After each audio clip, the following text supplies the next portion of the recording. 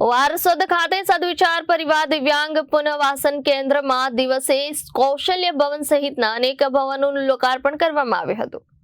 વારસદ ખાતે સ્થિત સદવિચાર પરિવાર સંચાલિત શ્રીમતી હીરાલક્ષ્મી ભીખાલાલ બેંકર દિવ્યાંગ પુનર્વસન કેન્દ્રમાં શ્રીમતી સવિતાબેન હસમુખલાલ શાહ સંવેદના ભવન, શ્રીમતી મણિબેન માણેકલાલ અન્નપૂર્ણા ભવન અને શ્રી હસમુખલાલ માણેકલાલ શાહ કૌશલ્ય ભવનનું ઉદ્ઘાટન હીરા ઉદ્યોગના જાણીતા ઉદ્યોગપતિ તથા રાજ્યસભાના સભ્ય શ્રી ગોવિંદભાઈ ધોળકિયાના વરદ હસ્તે સંપન્ન થયું। આ પ્રસંગે ગોવિંદભાઈ ધોળકિયાએ જણાવ્યું હતું કે આવા સેવાકીય કાર્યો ભગવાનની ઈચ્છાથી શક્ય બને છે અને ડોંગરેજી મહારાજના આશીર્વાદથી સંસ્થા એક વિશાળ વૃક્ષ તરીકે વિકસિત થઈ છે। સંસ્થાના મેનેજિંગ ટ્રસ્ટી પ્રવીણ લહેરીએ સ્વાગત પ્રવચન આપતા જણાવ્યું હતું કે વારસદ ઝડપથી શૈક્ષણિક હબ તરીકે વિકસિત થઈ રહ્યું છે અને તેમાં આ સંસ્થાનો મહત્વપૂર્ણ ફાળો રહેશે।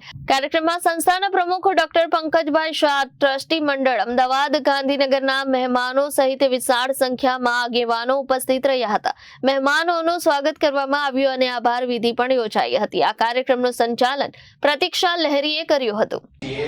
કે આપણી ઉપર ભગવાનની કૃપા વરસતી રહી છે।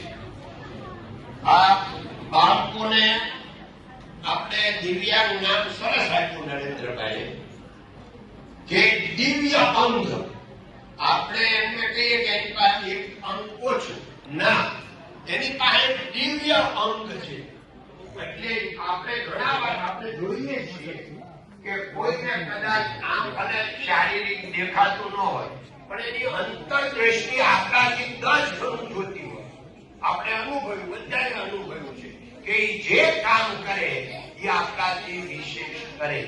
એટલે જે પણ એક અંગ ઓછું હોય, 2 ઓછા હોય, પણ એને ભગવાને એને બીજી બહુ જ વધારે શક્તિ આપી હોય, એટલે એને કહેવાય દિવ્યાંગ।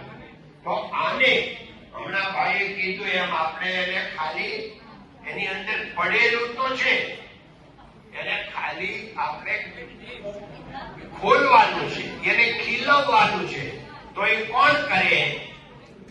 વિવેક સિંહ, જનાદેશ ન્યૂઝ।